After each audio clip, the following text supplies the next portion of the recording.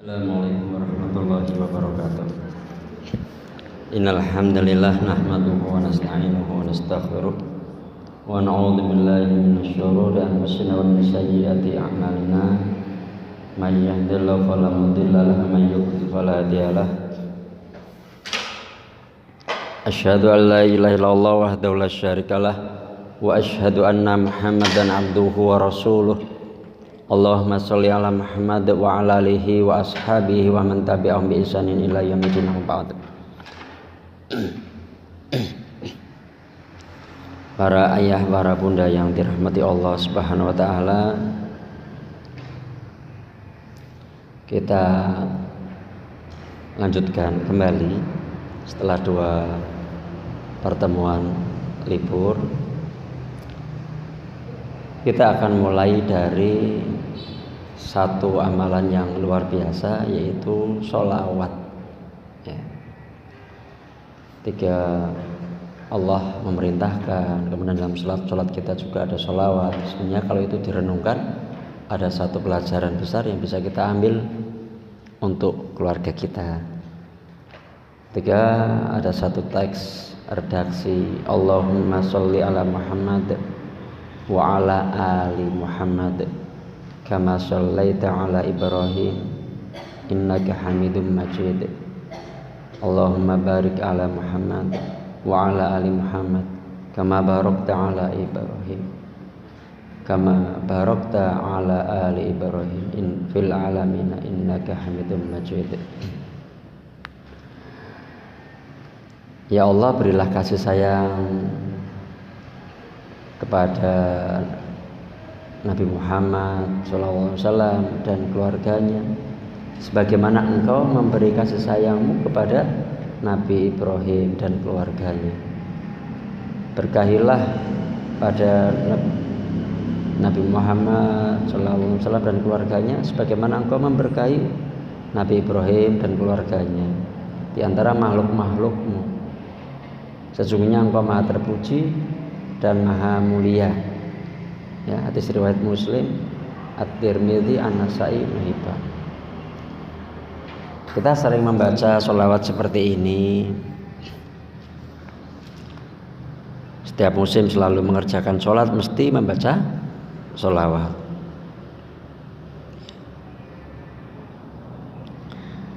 Ketika ini dirasakan, tahu artinya, mungkin ada perasaan berbeda gitu ya. Kalau mungkin karena sudah terlanjur hafal di luar kepala, kemudian bacanya cepat gitu, mungkin tidak merasakan sesuatu gitu. Berbeda ya, mungkin ada orang yang nyanyi gitu ya, dengan penuh penghayatan, menjiwai gitu ya, sampai menangis gitu. Yang menyanyi ya nangis, yang dengerin juga nangis gitu. Karena bisa jadi syairnya yang dia nyanyikan itu dia pahami sampai memang menyentuh perasaannya. Namun kita membaca sholawat ini sudah sering ya, berjuta-juta kali ya, sholawat Ibrahimiyah ini. Tapi mungkin nggak ada kesan tersendiri ketika membaca sholawat ini. Ngalir aja gitu, hanya melewati bibir saja tanpa kesan apapun di hati kita. Dan kalau didalami, masya Allah ya, ada rahasia parenting loh di balik sholawat ini gitu. Ya, ada rahasia parenting. Makanya kita belajar dari keluarga Nabi ini, keluarga Nabi Ibrahim dan keluarga Nabi Muhammad. Ya. Jadi sholat kan ibadah yang terpenting ya dalam kehidupan seseorang Muslim. Ketika sholat, di situ diminta juga untuk bersholawat kepada 2 orang Nabi, ya, termasuk keluarganya, ya, Nabi yang mulia ini, yaitu Nabi Ibrahim dan Nabi Muhammad SAW.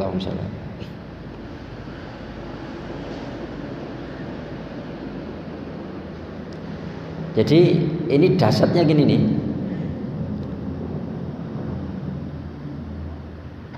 para rasul, nabi, manusia yang mulia yang disebutkan di dalam Al-Quran banyak tuh. Tapi hanya 2 nama ini yang layak menyandang kebesaran sebagai uswah hasanah, teladan yang baik. Yang lain semua teladan, tapi ini khusus lagi sampai dijadikan sholawat gitu. Laqad kana lakum fi rasulillahi uswatun hasanatun liman kana yarjullaha wal yawmal akhir wa dzakarallaha katsira.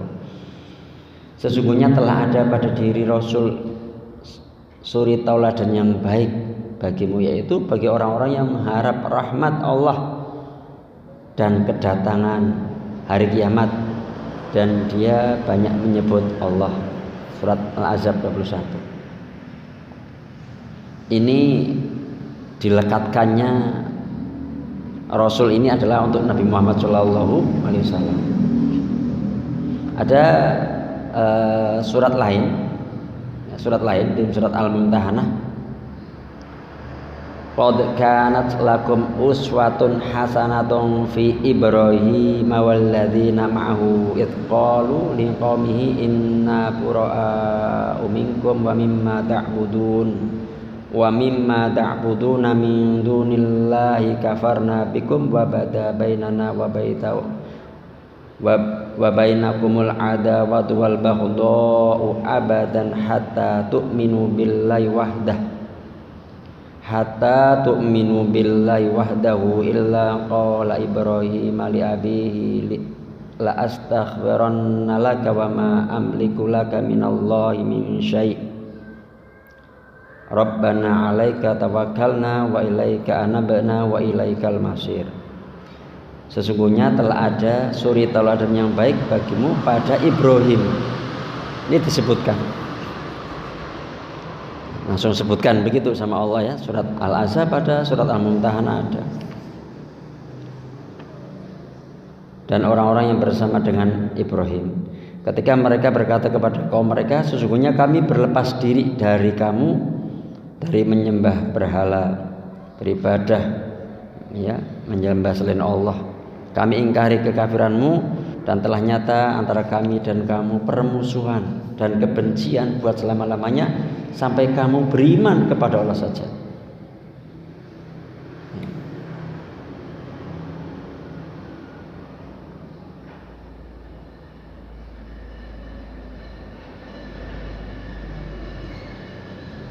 Ada lagi surat Al-Mumtahanah ayat 6, di situ ada kalimat uswah hasanah.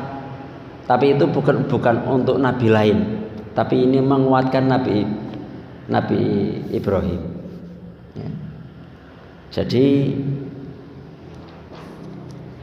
para ayah dan bunda, tentu ini bukan sembarang uswah, bukan sembarang contoh, tapi contoh yang sangat ideal bagi kehidupan orang-orang yang beriman. Dan sungguh setiap kita harus berhenti pada setiap ayat dan hadis serta sejarah saat menyebut Nabi Ibrahim, Nabi Muhammad, untuk mendengarkan dengan seksama dan menggali sedalam-dalamnya pelajaran-pelajaran, nilai-nilai yang terkandung di dalamnya. Karena ternyata dari sekian banyak manusia di muka bumi, dari sekian banyak manusia mulia, Nabi Rasul, Allah Subhanahu wa ta'ala memilih 2 nama ini di atas semuanya. Yang menarik lagi, jadi ya, kembali lagi, dalam sholawat yang dibaca oleh seluruh umat Islam sedunia, miliaran ya, mungkin 2 miliar ada mungkin ya.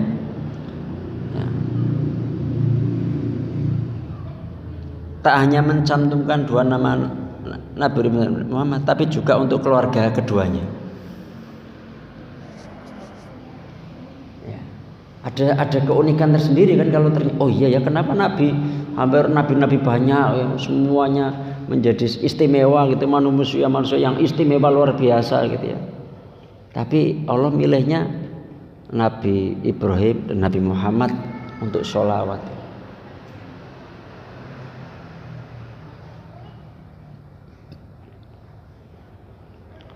Ada Nabi Ismail, Nabi Ishak itu memang termasuk keluarga Nabi Ibrahim. Tapi kan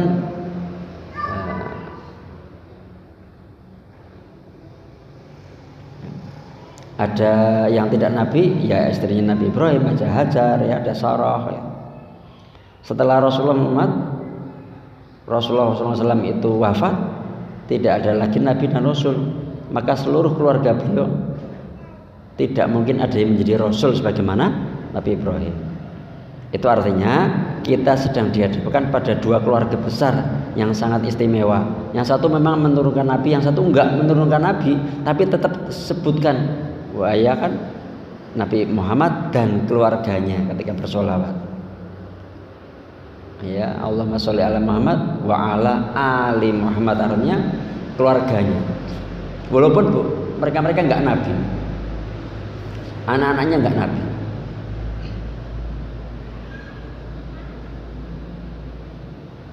Ya. Jadi artinya dalam kehidupan keluarga dan berumah tangga pun kita harus melihat menjadikan keluarga Nabi Ibrahim, keluarga Nabi Muhammad sebagai contoh keluarga ideal. Ya begitu, kita harus membiasakan diri. Konsep keluarga yang kita ikuti bukan berasal dari seorang yang terlihat hebat, ya membuat teori-teori apa gitu ya, tapi tidak sesuai dengan aplikasi kehidupan pribadi dengan keluarganya. Bukan ya, mungkin hebat dalam apa gitu, tapi kita harus merujuk dulu kepada keluarga Nabi. Ini konsep kenabian ya. Ya, ada teorinya, ada penerapannya, prakteknya, itu harus digali ya.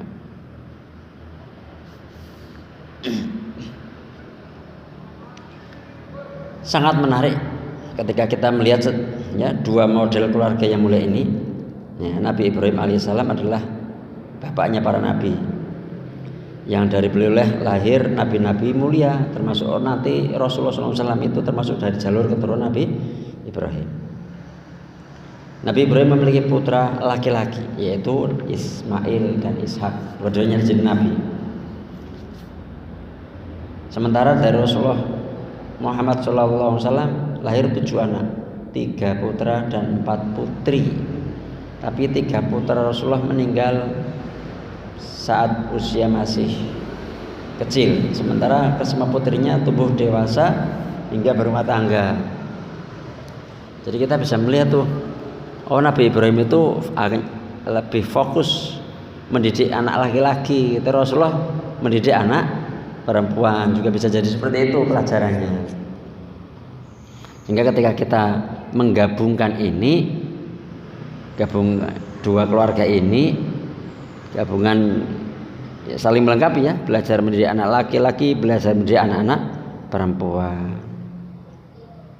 belajar mendidik cucu juga di situ ada, karena nanti melahirkan Hasan sama Husain.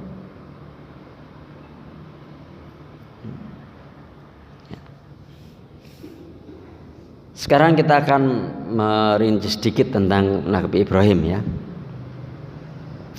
Di dalam Al-Quran terdapat surat ke-14 yaitu surat Ibrahim. Sedangkan surat ke-47 ada surat Muhammad. Dalam surat Ibrahim banyak sekali, banyak sekali lantunan doa untuk diri Ibrahim dan anak keturunannya. Sementara dalam surat Muhammad berisikan tentang tegasnya seorang Muhammad. Bahkan karena ketegasannya inilah para mufassirin menyebutkan surat ini surat perang.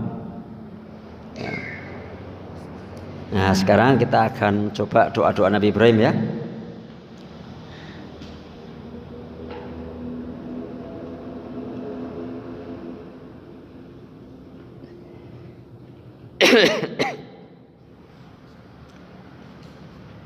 Ibnu Abbas berkata,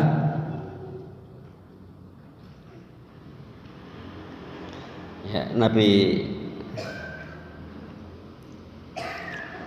Ibrahim pergi kan bersama Hajar, ya. Nabi Ibrahim membawanya berikut anaknya pergi sambil sang ibu menyusui. Mereka dibawa hingga sampai Al-Bait, Ka'bah, tempat sekarang. Di samping pohon besar, di atas Zam-Zam. Saat itu di Mekah tidak ada seorang pun dan tidak ada air. Maka Ibrahim meletakkan keduanya di sana. Keduanya berarti ibunya dan anaknya, dan membekalinya keduanya dengan sekantong kurma dan sekantong air. Selanjutnya Ibrahim pergi meninggalkan mereka. Ibunya Ismail mengikutinya dan berkata, "Wahai Ibrahim, kamu mau pergi kemana? Dan kamu tinggalkan kami di lembah ini yang tidak ada seorang pun manusia dan tidak ada apapun." Dan Nabi Ibrahim ini, kalau saya juga lihat video-video tentang parenting itu, Nabi Ibrahim itu nggak bisa berkata-kata. Ketika ditanya begitu tuh nggak bisa jawab. Ya jadi ya bingung gitu. Bingung gitu. Cuma jalan tok gitu. Berkali-kali dia berkata seperti itu, tapi Nabi Ibrahim tidak mau melihatnya sama sekali. Ya nggak tega jane. Ya, laki-laki itu kadang-kadang tipikalnya pendiam begitu. Nek buntu mentok bingung aslinya. Kadang-kadang perempuan kan juga ngejar, anak apa sih, anak apa. Tapi laki-laki emang kadang-kadang diem. Memang bingungnya laki-laki ada yang diem gitu. Kemudian ibunya Ismail bertanya kepada Ibrahim, "Apakah Allah yang memerintahkanmu untuk melakukan hal ini?" Barulah Nabi Ibrahim mengatakan, "Iya."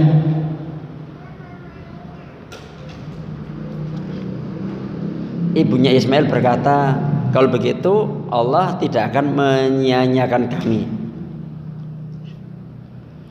Kemudian ibunya Ismail kembali ke tempat semula. Ibrahim pun pergi hingga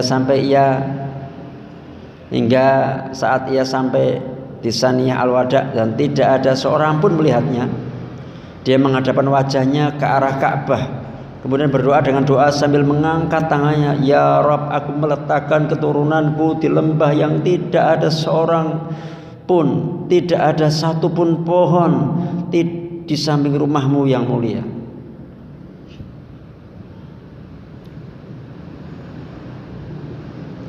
Sekarang kita itu hadis ya, yang itu dia Ibnu Abbas ya. Ibnu Abbas meriwayatkan begitu.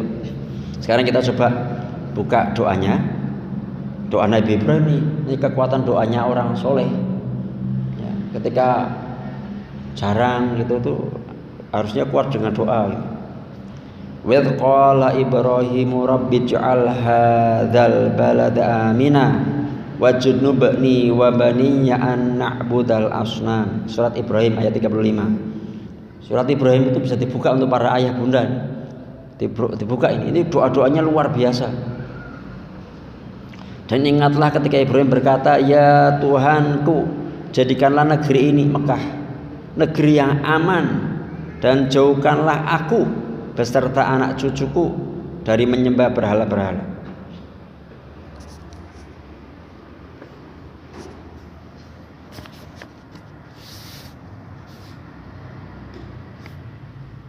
Ini saya di sini dulu ya. Jadi saya sampaikan lagi, tadi itu bisa dibayangkan Bunda, seiman itu ibunya Nabi Ismail. Engkau diperintahkan Allah, iya. Kalau begitu Allah tidak menyia-nyiakan. Bayangkan, nggak ada apa-apa, nggak ada apa-apa, nggak ada orang. Kalau hari ini Allah takdirkan kita bisa ibadah umroh haji, sehingga kita bisa di sana, itu rame 24 jam nyaris nggak ada yang nggak berhenti.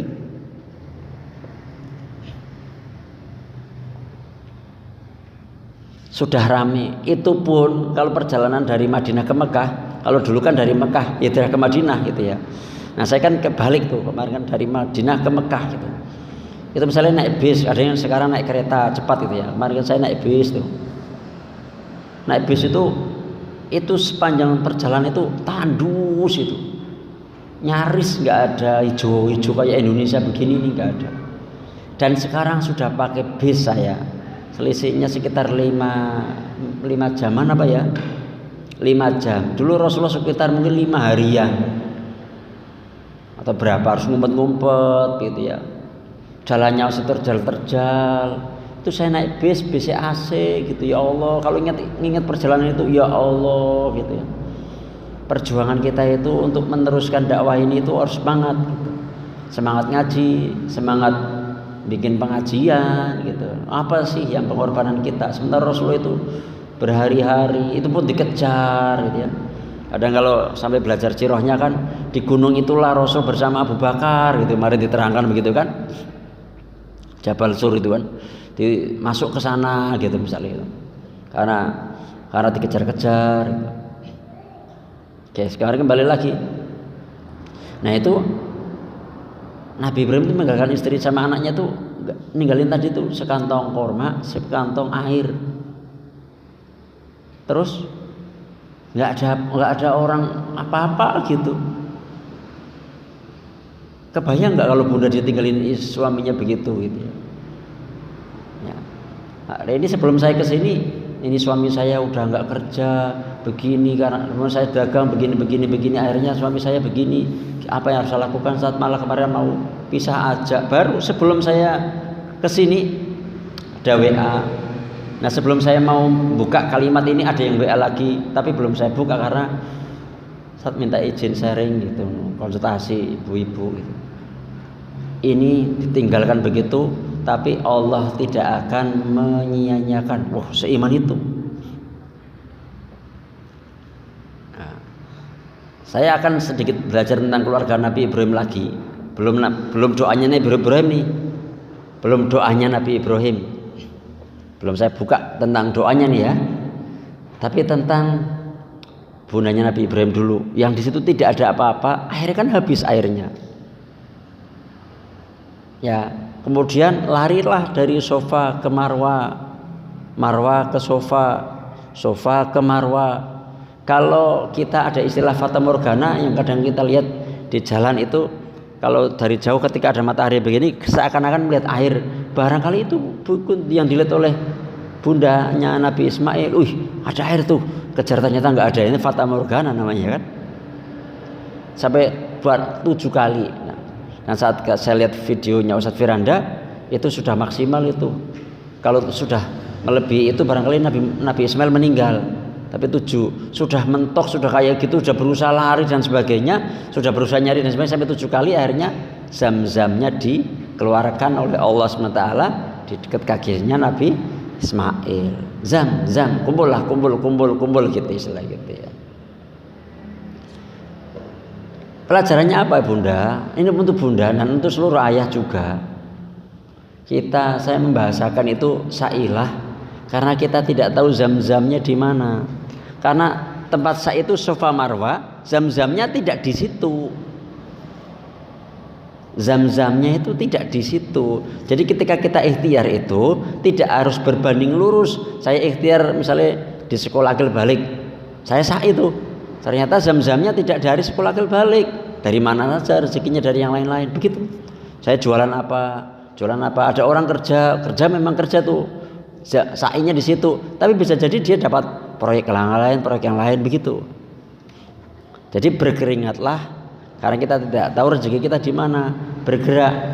Ikhtiar itu satu ibadah, kewajiban.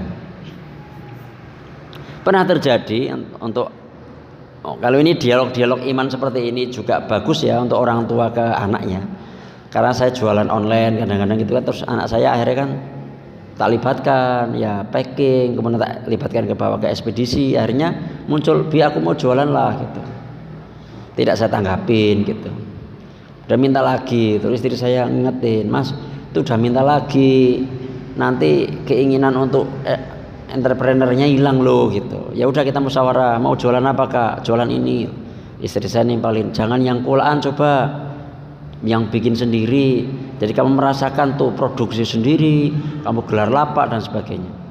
Bikinlah gantungan kunci ya, dari kain flanel. Dia dimodelkan flanel, dikasih apa itu kapas, dakron apa macam-macam itu yang jadi gantungan kunci.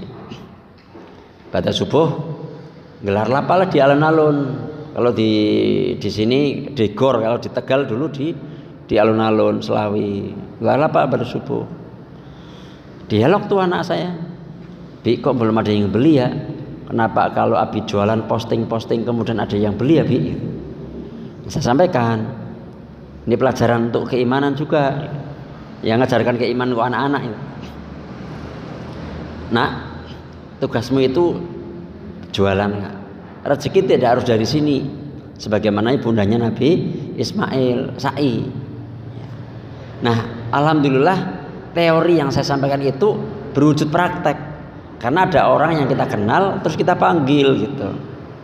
Memang orang itu nggak menyengaja ke lapak ya, cuman memang biasa kan alun-alun itu ya orang datang gitu rame, beli apa gitu hari gitu, bude gitu. Terus mampir lihat, oh kamu jualan? Ya, ngobrol lah. Ditanya, udah sarapan belum? Belum bude, tadi pada subuh sudah siap-siap kesini. Bentar wes, hari itu teman saya kami itu meninggalkan lapangan. Ternyata datang lagi bawa sarapan. Ini sarapan dulu gitu. Saya bilang, tuh rezekimu Kak, tidak perlu masak, tidak perlu beli, datang lagi, didatangkan lagi sama Allah gitu ya. Oh iya Bi, iya. Jadi memang kita tugasnya ikhtiar gitu. Nah setelah itu ngobrol-ngobrol, bude ini pulang. Nah pulang itu ternyata dia sebelum pulang itu dia sudah beli sesuatu, mungkin beli buah. Di situ kemudian, nih buah untuk kamu wis, boleh ya pergi. Nah itu Kak rezeki kedua, kamu jualan di sini. Oh iya ya Bi, tidak harus berbanding lurus. Jadi seluruh itu begitu Bunda. Bunda kalau punya usaha apa posting ya posting aja, ngiklan aja. Tidak harus, kadang-kadang lain, kadang-kadang begitu. Ya. Nah ini sedikit cerita ya, kisah umroh kemarin kami itu kan sedikit contoh. Teman-teman, ayolah bikin sekolah Ustaz, bikin sekolah gitu. Walaupun saya sempat gimana gitu kan, karena pengalaman bikin sekolah kan luar biasa tidak ringan gitu ya, mental fisiknya kan juga luar biasa, itu kan nyedot. Akhirnya kalau dirayu-rayu kan nggak bisa nolak gitu. Nah, saya bilang sama istri, ini ada mainan baru nih, ada aktivitas baru, tolong didukung ya gitu ya. Jadi ini tak niatin nggak nerima gaji dari sini, ini sebagai sa'i ikhtiar supaya kamu bisa umroh gitu. Itu kan hampir 1 tahun ini, walaupun ini berjalan baru bulan Juli, tapi proses sekolah balik itu hampir 1 tahun yang lalu kan.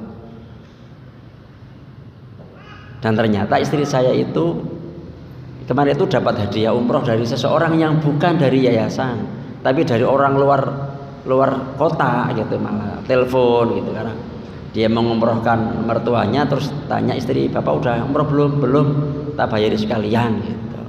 Jadi dia-diain, dimarahi istri saya, dia-diain.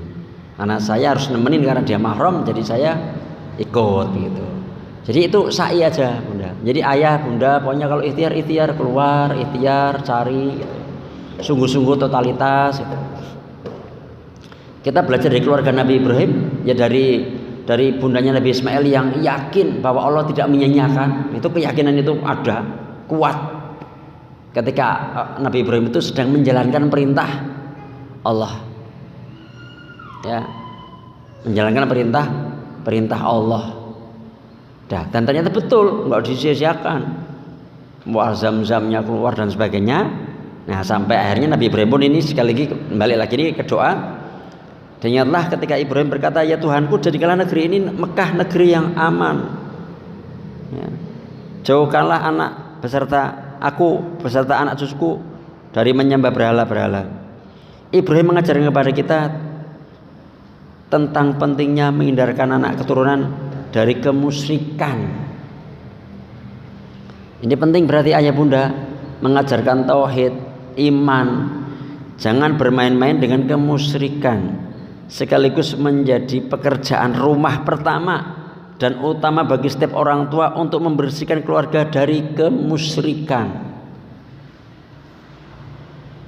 Harus diilmui itu, ilmu tentang tauhid. Alhamdulillah di sini ada kajian ya Ustaz Saifuddin Zuhri ya, ini akidah.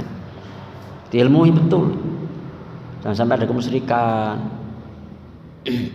sesaji apa dan sebagainya, jimat macam-macam, nggak ada.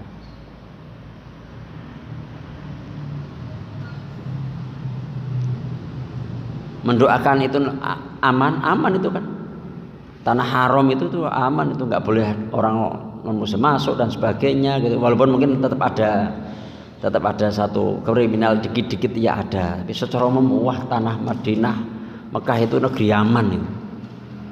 Ini doanya Nabi Sekali lagi ini penting ya. Di surat Luqman juga ayat qala Luqman libni wa huwa yadu ya bunayya la tusyrik billah. Jadi ini dakwah kita ini senantiasa menekankan untuk bertauhid. Ya, tidak menyekutukan Allah SWT. Dan ini pekerjaan rumah pertama ya, untuk iman anak-anak kita. Untuk imannya anak-anak kita tidak bergantung kepada ikhtiar kita, termasuk aku udah ikhtiar begini kok belum dapat. Ikhtiar itu ibadah. Nah, kita tidak boleh bergantung kalau saya udah ikhtiar begini berarti dapat begini, enggak. Kita tidak boleh bergantung dengan pengalaman kita, kecerdasan kita. Itu nanti dihabiskan sama Allah sebagaimana Qarun. Kenapa kamu hebat Run, kaya sekali Run? Ya karena aku pinter. Seakan itu berarti meniadakan Allah Subhanahu wa taala. Padahal itu adalah ya tangan Allah Subhanahu wa taala yang menjadikan Qarun itu kaya. Jadikan wah saya pengalaman ini, saya ahli digital marketing, saya begini enggak. Saya punya orang dalam, saya bisa punya networking, ini enggak boleh. Oh saya punya ijazah, saya punya ini, enggak boleh. Ya itu jadikan oleh ikhtiar. Tapi tidak boleh menggantungkan kita dari hal-hal itu sebagaimana itu Allah somatnya kita gagal di situ. Allahu ahad, Allahu samad, Allah tempat segala bergantung, sandarkan semua kesuksesan, keberhasilan itu karena Allah Subhanahu wa taala. Dan dalam doa Nabi Ibrahim itu kita diminta untuk memperhatikan lingkungan tempat tumbuhnya anak-anak kita. Di mana lingkungan yang ideal buat anak-anak kita adalah lingkungan yang aman. Aman kan ya Allah, jadikanlah negeri ini yang aman. Bukan masalah besar kecil atau bagus tidaknya sebuah tempat, tapi yang terpenting adalah tempat tersebut merupakan tempat yang aman untuk generasi keturunan kita, jauh dari toksik ya, jauh dari racun-racun, lingkungan-lingkungan yang buruk. Itu memang ini Nabi Ibrahim minta kan, jadikanlah negeri ini yang aman juga untuk anak-anak, baik itu untuk rumah tempat tinggal, lingkungan sekolah atau tempat-tempat lainnya. Sekolah ya yang aman, yang ngajarkannya benar, gitu ya. Tempat tinggal kita ya begitu, lingkungan kerja juga begitu. Itu artinya sana itu. Ya. Kalau kita di tempat kerja juga akhirnya menjadikan kita hatinya nggak sehat dan sebagainya, saling iri dengki dan sebagainya, walaupun di lembaga Islam resign bisa. Karena kan tidak semua memahami tauhid ya. Kadang-kadang kalau menjadi Islam. Ini surat Ibrahim ayat 35. Ayat 36-nya Rabbi innahunna adlalna katsiran minan nasi faman tabi'ani fa innahu minni wa man 'asani fa innaka ghafurur rahim. Ya Tuhanku, sesungguhnya berhala-berhala itu telah menyesatkan kebanyakan dari manusia. Menyesatkan kebanyakan manusia. Maka barang siapa yang mengikutiku, sesungguhnya orang itu termasuk golonganku. Barang siapa yang mendurhakaiku, maka sesungguhnya engkau Maha Pengampun lagi Maha Penyayang. Jadi Nabi Ibrahim ini menegaskan banyak orang tersesat dikarenakan berhala-berhala yang ada. Maka barang siapa yang mengikuti Ibrahim, maka ia termasuk golongan. Dan barang siapa yang mendurhakai Ibrahim, maka sungguhnya Allah Maha Pengampun lagi Maha Penyayang. Terbayang oleh kita bagaimana Nabi Nuh berdoa hal begitu. Dan Nuh berkata, ya Tuhanku, janganlah engkau biarkan seorang pun di antara orang-orang kafir itu tinggal di atas bumi. Semuanya. Jadi setelah Nabi Nuh begini, seluruh orang yang tidak mengikuti Nabi Nuh mati semua. Jadi kalau kita itu keturunan Nabi Nuh, bisa jadi karena seluruh orang yang dulu tidak beriman itu sudah dimatikan semua sama Allah, kecuali yang ikut Nabi Nuh. Jadi kita ikut keturunan Nabi Nuh atau orang-orang yang beserta Nabi Nuh. Jadi sebuah permintaan yang tegas dari seorang nabi yang sudah berdakwah siang dan malam 950 tahun ya, agar Allah tidak menyisakan orang-orang kufur kepada Allah. Dan ternyata di antara yang terkena doa Nabi Nuh adalah istri dan anaknya sendiri. Itu Nabi Nuh. Kalau Nabi Ibrahim dengan kelembutan hatinya mengatakan, kalau di antara mereka mendustai, tidak ngikutin, mengkufuri kepada Allah SWT, maka Allah Maha Pengampun lagi Maha Penyayang. Ya, ini Nabi Ibrahim itu begitu lembut gitu. Kalau itu kan langsung pokoknya jangan sisakan, mati semua. Tapi kalau Nabi Ibrahim, kalau ada yang masih mengkufuriku, ya Allah Engkau Maha Penyayang, Engkau Maha Pengampun. Inilah kelembutan hati yang harus dimiliki oleh seorang ayah, oleh orang tua. Kelembutan hati seorang Ibrahim ya. Itu pentingnya.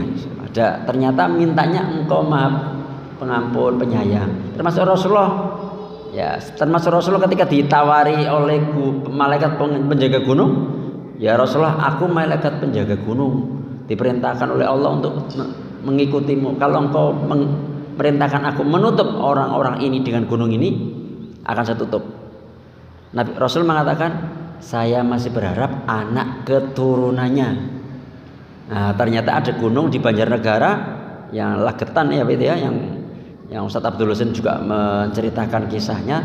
Kejadian kemaksiatan, kemudian desa itu ditutup oleh gunung bruk. Lah itu sama itu kejadiannya. Kalau malaikat penjaga gunungnya ngambil begitu ya, gunungnya diangkat, tutupkan sama desanya itu terus hilang. Ada monumennya ke sana. Sampai Rasulullah pun kelembutan, saya masih berharap anak keturunannya. Ya, jadi mendidik itu harus dengan ilmu penuh kelembutan. Saya lanjutkan lagi doa Nabi Ibrahim. Karena ini masya Allah ya, untuk ayah, terutama ayah ini ngikutin Ibrahim, bunda juga. Ya.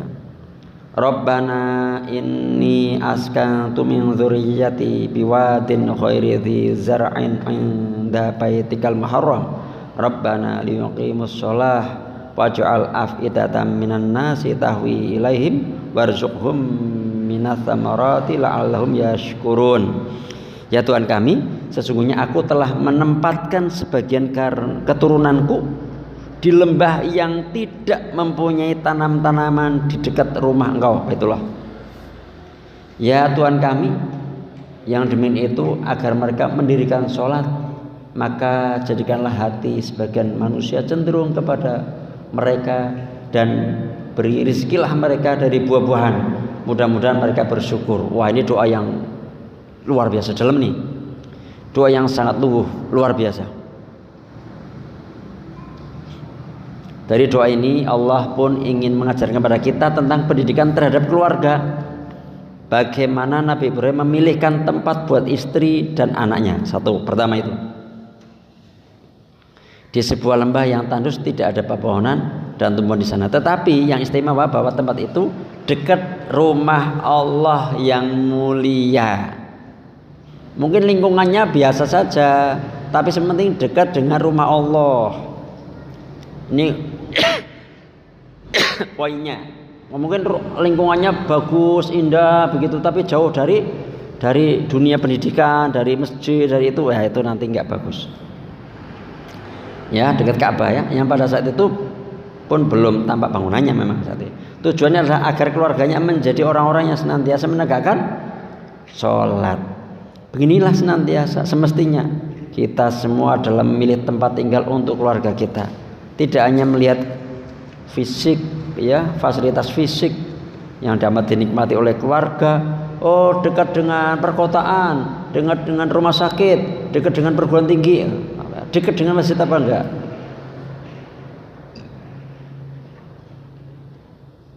Ya, prioritasnya harus dekat dengan tempat ibadah, dekat dengan masjid, yang membuat keluarga senantiasa punya orientasi menegakkan sholat. Baru kemudian Nabi Ibrahim melanjutkan doanya meminta apa? Menjadikan istri dan anak keturunannya memiliki kemuliaan akhlak yang membuat orang-orang memiliki cenderungan untuk dapat berinteraksi dengan mereka. Ya kan, maka jadikanlah hati sebagian manusia cenderung kepada mereka, cenderung kepada keluarganya Nabi Ibrahim, disukai oleh masyarakat. Ya. Pengakuan sosial dengan akhlak mulia adalah sebuah konsentrasi pendidikan yang dasar. Jadi ketika kita punya anak kita harus akhlaknya baik, ucapannya baik dan sebagainya, sehingga orang-orang itu sukanya bukan karena apa-apa, tapi memang kebaikan akhlaknya. Ustadz Nuzul Zikri itu pernah saya lihat videonya, itu ada seorang ulama disebut As-Sukari, ada namanya kurma Sukari kan, sukar, kalau itu artinya gula, kalau di bahasa Inggris sugar gitu. As-Sukari itu ucapannya selalu manis, selalu menyejukkan, selalu membuat orang-orang itu senang. Suatu ketika tetangganya itu butuh duit, akhirnya menjual rumahnya. Misalnya harga rumahnya itu 100 juta, harga rumah itu dijuallah 200 juta. Kenapa? Alasan begini, saya jual rumah saya ini 100 juta ya, tapi karena saya tetangganya As-Sukari dan kamu itu nanti akan bertetangga sama ulama ini, maka jadinya ini sebagai tetangga saya jadikan tambah lagi 100 juta jadi 200 juta. Karena bertetangga dengan orang soleh ini, masya Allah gitu. Ya, nilai bangunan memang 100 juta, tapi karena saya punya tetangga orang yang soleh begini, ya saya jual 200 juta. Nah, ulama ini dengar, kamu mau jual? Iya, karena saya butuh. Kenapa kamu jual? Ya karena saya bertetangga sama kamu, ya iman-iman gitu. Akhirnya karena ini memang orang As-Sukari betul tuh ya, orang yang manis betul, akhlaknya baik, ucapannya baik dan sebagainya. Ya sudah, ini tak ganti 200 juta. Kamu tetap di sini, nggak usah pindah, nggak usah dijual. Ya punya orang soleh begini tuh ya harus didekati gitu. Nah, kita jadikan keluarga kita ini menjadi pusat perhatian, dalam artian bukan apa-apanya, tapi memang karena kebaikan akhlaknya. Jadi orang pada datang, orang pada ngambil ilmu, dan sebagainya, orang pada curhat dan sebagainya. Itu didik seperti itu, karena itu doa Nabi Ibrahim. Maka jadikanlah hati sebagian manusia cenderung kepada mereka, yaitu cenderung kepada istri dan anak-anaknya.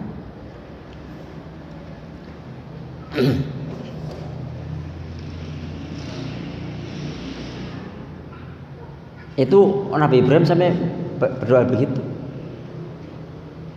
ya. Baru yang terakhir Ibrahim alaihissalam meminta unsur materi di belakang, agar Allah menganugerahi mereka rezeki berupa buah-buahan, agar mereka menjadi hamba-hamba Allah yang bersyukur. Begitulah semestinya rezeki apapun yang kita berikan untuk istri dan anak kita akan membuat rasa syukur semakin bertambah, bukan justru menjadi sebaliknya, semakin bertambah berbagai macam rezeki dan kemudahan Allah SWT membuat diri semakin kufur. Uniknya Nabi Ibrahim alaihissalam yang sadar bahwa ia sedang berada di padang pasir yang tandus, bahkan ia sendiri yang mengatakan di lembah tidak ada tanaman-tanaman, tetapi Nabi Ibrahim justru berdoa kepada Allah Subhanahu wa taala agar dianugerahi buah-buahan. Tahu loh, Nabi Ibrahim itu tahu sampai berdoa, ya Allah, saya ninggalkan mereka yang tidak ada pohon-pohonan. Tapi Nabi Ibrahim tetap minta tolong diberikan rezeki berupa buah-buahan. Unik kan? Pohonnya saja mungkin tidak tumbuh di padang pasir, tapi mintanya buah-buahan. Itu artinya Nabi Ibrahim dalam berdoa kepada Allah tidak membatasi, tidak pakai logika. Kalau minta haji saja walaupun nggak punya duit. Minta umroh saja, minta anaknya begini, minta suaminya begini, minta saja, tembuskan ke langit. Yang kayaknya kayak nggak masuk akal, minta saja. Ini pelajarannya. Bahwa Allah Maha Kuasa. Kekuasaan Allah tidak terbatas. Mau Allah saja menciptakan sesuatu yang tidak ada tadinya menjadi ada. Sungguh pelajaran yang amat luar biasa dari keluarga Nabi Ibrahim ini, dari doanya semua, Masya Allah. Jadi doa Nabi Ibrahim itu terus mengalir sampai ayat 41. Ya, ini dari 36, 37. Ya, kita bahas dari dua itu. Dari dua ini sudah Masya Allah sampai 41. Ya.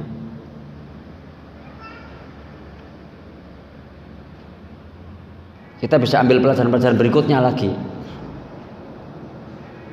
Ya. Inilah sosok uswah, teladan terbaik sepanjang masa. Allah meminta kita untuk bersolawat kepada beliau di setiap sholat kita. Seolah-olah Allah ingin mengatakan kepada kita, ini adalah hambaku dan keluarganya yang soleh, yang menjadi panutan ideal dalam ketaatan dan ibadah sepanjang perjalanan kehidupan manusia. Keluarga dengan cahaya ilahiyah. Lihat dan contoh keluarga ini, agar rumah kita menjadi rumah yang bercahaya.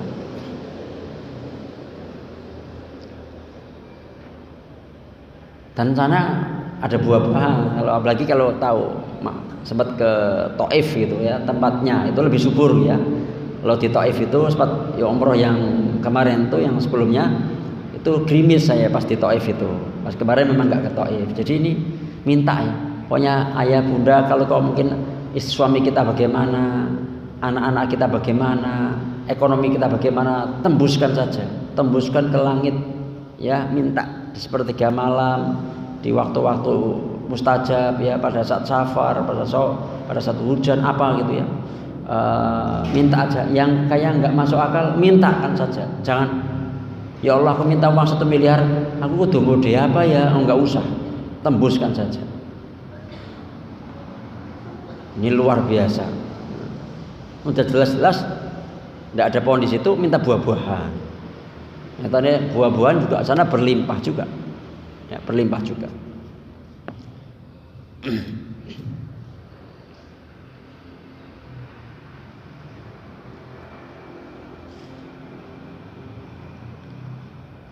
Ini sudah ada 1, 2, 3, 4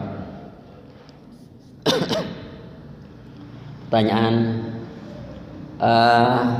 Pertama, ketika seorang istri itu sudah hijrah gitu ya. Kadang-kadang yang ngaji begini kan banyak kan para bunda ya, apalagi juga ini khusus muslimah kayak gitu tuh, jadinya bapak-bapak mau ikut juga bingung ya mungkin ya. Akhirnya pada ini materi untuk ayah bunda sekarang ini sebenarnya seringnya. Akhirnya kan bunda percepatan hijrahnya ada, mungkin suami ketinggalan hijrahnya.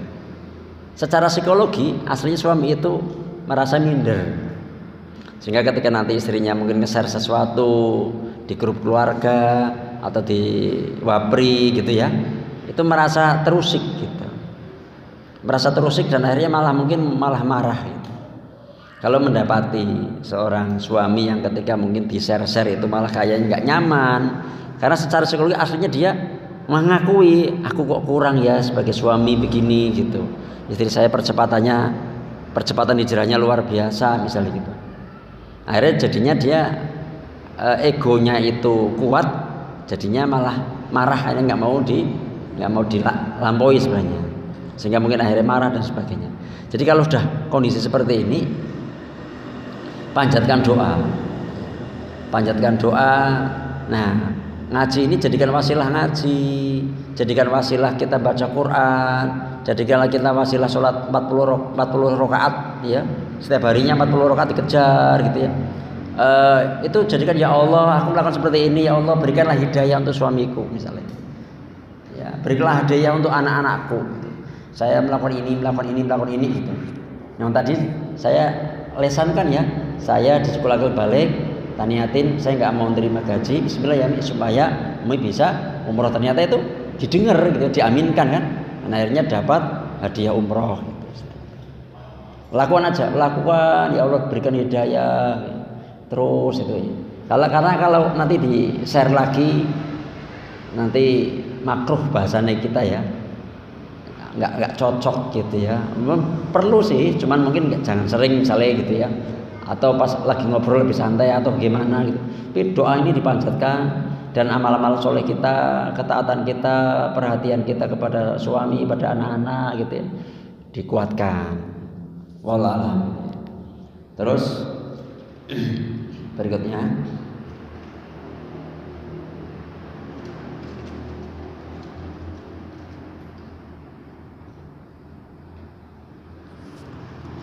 alhamdulillah lingkungannya aman tapi banyak kebid'ahan. Kalau cari lingkungan yang lebih baik dari ini bisa, monggo alhamdulillah. Berarti pindah. Kalau nggak pindah, memang ujian. Nah, kalau saya juga demikian. Maka ketika misalnya ada kerja bakti ya saya kerja bakti. Kalau ada ronda ya saya ronda. Jadi saya tutupin yang lain. Ketika ada acara-acara yang memang secara umum gitu ya saya ikut. Neng orang sakit, saya neng orang sakit. Gitu pun. Ya. Pak RT, istrinya Pak RT dengar sakit, kita segera datang gitu ya. Tetangga sakit, rombongan datang gitu. Jadi kita membaur gitu. Saya sholat di tempat yang mungkin sholat itu ada acara bid'ahnya, saya sholat di situ. Saya kadang ngimami, bahkan kadang ngimami subuh, dan saya tahu tidak kunutan itu ya saya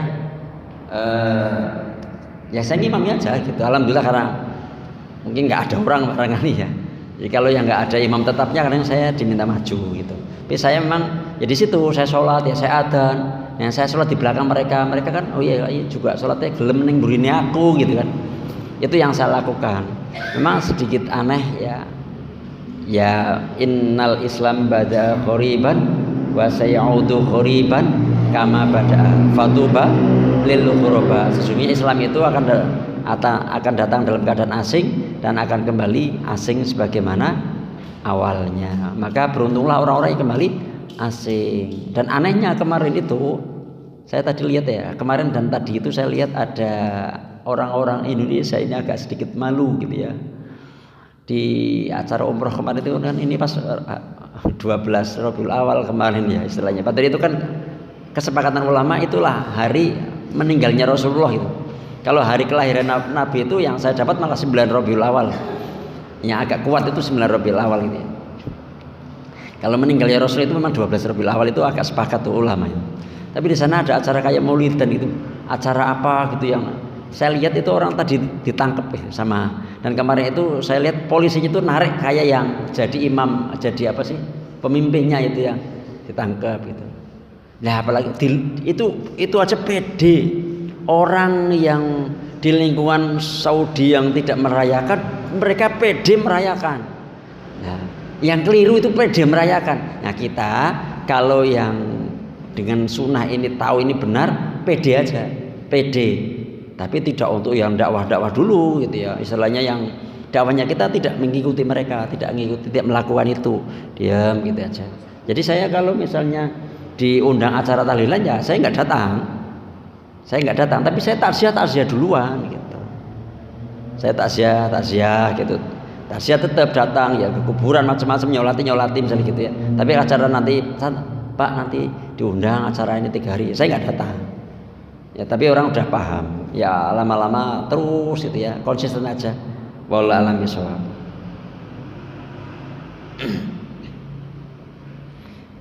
Kalau melenceng dari tema, saya seorang ibu yang punya 2 anak toddler. Terkadang saya membohongi anak dalam hal misal anaknya nggak mau mandi, jadi saya membujuk rayu agar si anak mau mandi. Pertanyaannya, berdosakah saya karena kadang harus membohongi anak dalam hal tertentu?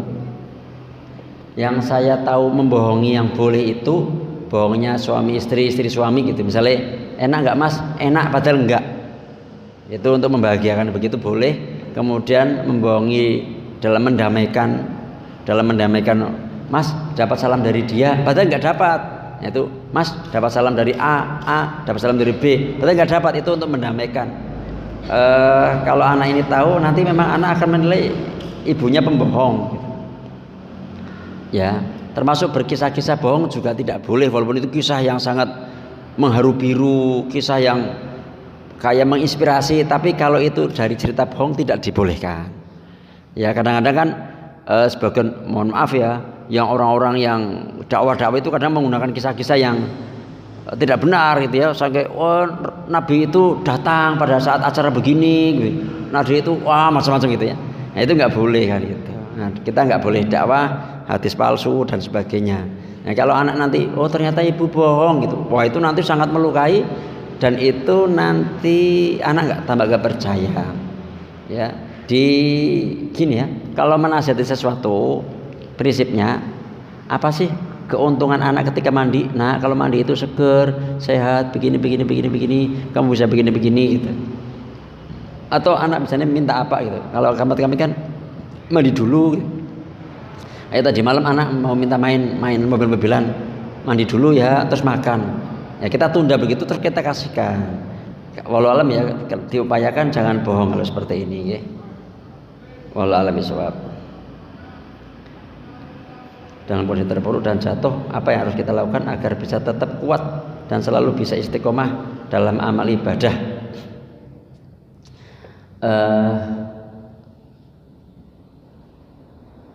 Ada ulama yang menyampaikan bahwa ujian atau musibah itu kemarin di status WA saya dapat di Facebook ya, Ibnu Rajab ya, menyampaikan Ibnu Qayyim atau Ibnu Rajab ya, dalam setiap ujian atau musibah itu selalu ada expire-nya, ada masa waktunya. Sebagaimana anak keturunan Nabi Adam itu umurnya itu ada masa habisnya, maka ujian itu pun ada masa habisnya, nanti akan bangkit, roda berputar, bahasanya begitu. Yakini itu, bahasa semua itu pasti berlalu, mesti berlalu. Dari sisi itu yakin tidak akan selamanya mendapatkan keterpurukan, akan bangkit. Satu itu. Yang kedua, dalam terpuruk ini, sebagaimana pernah saya sampaikan, ketika Nabi Yunus itu dalam kegelapan perut ikan, dalam kegelapan malam, dalam kegelapan dasar lautan, ini terpuruk tuh, terpuruk, jatuh ya, sudah jatuh ketimpa tangga, masalahnya nggak satu. Kadang kita mengalami kondisi sebagaimana Nabi Yunus, masalah rumah tangga, masalah ekonomi, masalah kesehatan gitu. Apa harus dilakukan? Tetap istiqomah. Di situ pertama kali yang dilakukan oleh Nabi Yunus, ini kan belajar dari kisah Nabi ya. Belajar dari Nabi Yunus apa? Kenapa saya ditelan ikan? Saya dalam kegelapan malam, kegelapan dasar lautan,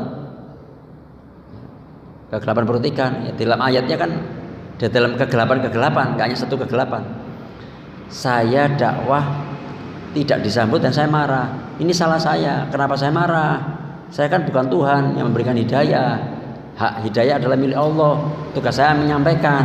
Kenapa saya marah kok kayak Tuhan ya? Sehingga kemudian muncul zikir doa la ilaha illa anta subhanaka inni kuntu minadz dzalimin. Apa yang terjadi? Dalam satu riwayat saya mendapatkan sekiranya Nabi Yunus Dzunun itu tidak berdoa dengan doa ini, maka akan ditelan ikan sampai kiamat. Artinya penting sekali ketika kita dalam keadaan terpuruk itu, dosa-dosa saya apa? Jangan menyalahkan orang lain. Dosa-dosa saya apa? Bahkan ketika kita menyadari dosa kita di situ, tanpa kita nyari solusi, Allah keluarkan kita dari masalah kita. Bisa jadi seperti itu. Karena Nabi Yunus juga tidak mencari solusi, tidak mikir masalah, tapi mengintrospeksi muhasabah salahnya di mana. Nabi Yunus tidak perlu mukul-mukul perut ikan supaya keluar, tapi dikeluarkan oleh Allah SWT. Artinya ketika kita itu muhasabah, nih saya pernah dosa apa? Dosa yang nggak kemarin, bisa jadi 10 tahun yang lalu dan sebagainya gitu ya. Itu akan berimbas, diberikan sekarang ini. Ya, jadi tetap malah ibadah aja. Ya, tetap ibadah dan jadikanlah ibadah itu sebagai amal-amal wasilah ketika ada masalah. Contoh, yang 3 orang masuk ke gua ketutup batu. Ya Allah, aku senantiasa berbakti, batunya bergeser. Ya Allah, saya punya karyawan begini, belum punya ambil gajinya tak belikan domba, air beranak pinak, tak berikan semua. Ya, terus ada orang yang mau jadi berbuat maksiat nggak jadi karena takut pada Allah. Ya Allah, akhirnya masalahnya pun diberikan jalan keluar oleh Allah Subhanahu wa taala karena wasilah dengan amal-amal soleh yang pernah dikerjakan. Terus termasuk masalah Nabi Musa ada lagi, di depannya adalah lautan, di belakangnya adalah pasukan Fir'aun. Apa tugasnya? Ngikuti perintah Allah, pukulkan. Artinya ketika kita dalam terpuruk begitu, aku tetap sholat sesuai perintah Allah. Aku mau melaksanakan banyak istighfar, banyak sholawat, banyak zikir, banyak sholat ya. Nah, ikuti perintah-perintah Allah. Nanti Allah dengan caranya akan memberikan jalan keluar. Wallahu a'lam bishawab. Bagaimana cara agar kita bisa ikhlas dengan benar tanpa ada rasa sakit hati dan berat dengan perlakuan suami yang kurang berkenan? Oke. Pertama, kita melakukan atau melayani suami, mentaati suami bukan karena suami, tapi perintah itu adalah dari Allah Subhanahu wa taala. Yang memerintahkan untuk berbuat baik kepada suami adalah Allah, bukan karena suaminya baik apa tidak. Nah kadang-kadang kalau nggak sakit hati, nggak enak itu manusiawinya iya, manusianya iya. Nah memang latihan ikhlas itu dari mana? Ya belajar tauhid itu ya. Innama nud'imukum liwajhillahi la nuridu minkum jazaa'an wala syukura. Sesungguhnya aku memberi kepada kalian, memberi makan, memberi perhatian, memberi kasih sayang, apapun memberi ya. Liwajhillah, untuk mencari wajahnya Allah, untuk bisa melihat wajahnya Allah nanti di surga. La nuridu minkum jaza, kami tidak menginginkan menghendaki dari kalian jaza, balasan. Enggak, aku udah begini kok suami saya belum begini. Ah itu namanya minta balasan dari suami. Enggak, pokoknya hanya mencari ridho Allah saja. Itu disebut ikhlas. Wala syukuro, atau minta ucapan terima kasih. Bojo kurang, terima kasih ya dikasih begini. Enggak juga begitu. Itu surat Al-Insannya begitu tuh. Ya, jadi kita melakukan sesuatu benar-benar untuk mencari wajah Allah, itulah disebut ikhlas. Sehingga memang kalau kita itu berharap kepada manusia, biasanya sakit hati. Aku udah berbuat begini kok dia nggak timbal balik, misalnya gitu. Nggak terima kasih sama sekali, bahkan. Nah, ini jadinya malah sakit hati. Tapi kalau kita ikhlas, biasanya lebih tidak sakit hati. Karena sakit hati itu biasanya karena kita berharapnya kepada makhluk. Aku berharap suami saya begini-begini, kok enggak ya? Akhirnya sakit hati. Berharaplah kepada Allah Subhanahu wa taala. Apa-apa yang kita lakukan itu Allah meridhoi, itu udah luar biasa. Allah menerima amal kita, itu sudah. Kita tahu kalau amal kita diterima oleh Allah dan itu ikhlas satu aja, kita menolong kita nanti di akhirat tuh. Nah kita nggak ngerti kan, apa selama ini kita kerjain ini diterima apa enggak gitu. Ya, wallahu a'lam bishawab. Sikap apa yang paling bijak dan tepat untuk menghadapi anak-anak yang sudah balik ketika mereka sibuk dengan dunianya? Yang pertama, istighfar, introspeksi. Apakah dulu sebelum balik itu kita nggak bersama mereka? Karena kalau mereka itu dulu sering dengan kita deket, akhirnya walaupun sudah balik, walaupun mereka punya teman-teman seusia yang asik, tapi masih mau cerita sama kita, masih mau ngobrol, masih mau jalan bareng sama kita. Kemungkinan sekarang tidak mau sama kita, barangkali dulu kita nggak deket sama mereka. Jadi kita minta ampun pada Allah atas kelalaian itu.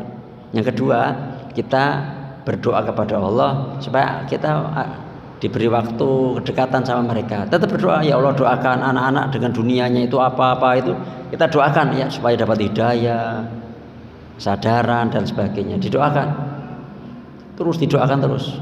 Ya. Nah, anak yang sudah balik begini biasanya nggak mau dinasihatin banyak. Maka dimungkinkan pertanyaannya yang mereka itu cerita, dipancing supaya mereka cerita. Tapi jangan yang kita jejali dengan bocah kudune begini, kamu kok sekarang begini. Itu nanti divonis, dihakimi, dan itu malah tambah tidak asik, tidak disukai karena dia lebih asik dengan teman-temannya. Maka kita lebih banyak mendengarkan cerita-cerita mereka, ya punya waktu untuk mereka. Nah lama-lama kalau sudah nyaman sama kita sedikit mulai masukin nasihat sedikit-sedikit, insya Allah masuk ya. Wallahu a'lam bishawab.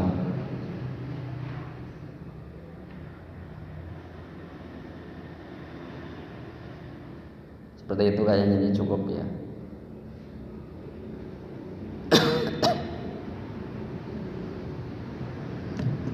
Jadi sebelum saya tutup, ada satu hikmah di sini, pelajaran dari keluarga Nabi Ibrahim itu, di Nabi Ibrahimnya satu doa-doa yang dipanjatkan luar biasa. Ya, untuk anak keturunannya, untuk tidak berbuat syirik, menegakkan sholat, menjadi orang-orang yang bermanfaat dengan masyarakat, ya, orang-orang pada suka dengan keluarganya, diberikan rezeki yang cukup, senantiasa bersyukur, ya, dan sebagainya. Maka kita pun begitu, latihan begitu. Jadi kalau misalnya beli sesuatu, alhamdulillah ada rezeki yang untuk bisa belanja hari ini. Cuma ya Allah, suatu saya gitu semenit tok, itu ngeluh. Alhamdulillah ada rezeki sehingga saya bisa belanja hari ini 100.000, dapatnya sebanyak ini. Alhamdulillah. Insya Allah nanti jadinya lebih bisa. Dari sisi Nabi Ibrahim gitu, dari sisi istrinya misalnya gitu tadi, keyakinan kepada Allah SWT, Allah tidak akan menyanyiakan tanpa ada apa-apa. Berarti ditinggali. Kalau sekarang ditinggal itu masih ada orang yang baik hati banyak sekali di kehidupan. Dulu bayangkan, enggak gersangnya macam-macam, tapi yakin. Kemudian tetap ikhtiar, sa'i, dan Allah berikan rezeki yang berlimpah. Bahkan akhirnya perbuatan sa'inya bundanya Nabi Ismail itu pun sampai dampaknya Zam-Zam sampai hari ini ya dikonsumsi oleh sedunia. Setelah itu ya istrinya gitu. Nah, pelajaran juga bahwa ketika seorang bunda ini benar-benar mau ngurus anaknya supaya anaknya mendapat makan, minum dan sebagainya, maka Allah kasih rezeki. Kalau bisa memang jangan meninggalkan anak-anak. Ya, karir itu ya menjadi pilihan nanti gitu istilahnya. Kalau ngurusin anak gitu, kelihatannya mungkin penghasilannya kurang karena hanya dari suami saja misalnya. Tapi insya Allah malah Allah akan berikan banyak rezeki.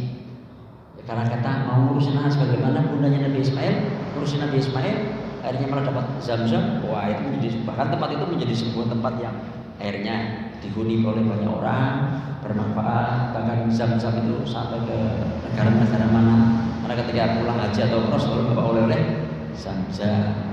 Wallahu a'lam bishawab. Subhanallahumma wa bihamdika, asyhadu an la ilaha illa anta, astaghfiruka wa atubu ilaik. Assalamualaikum warahmatullahi wabarakatuh.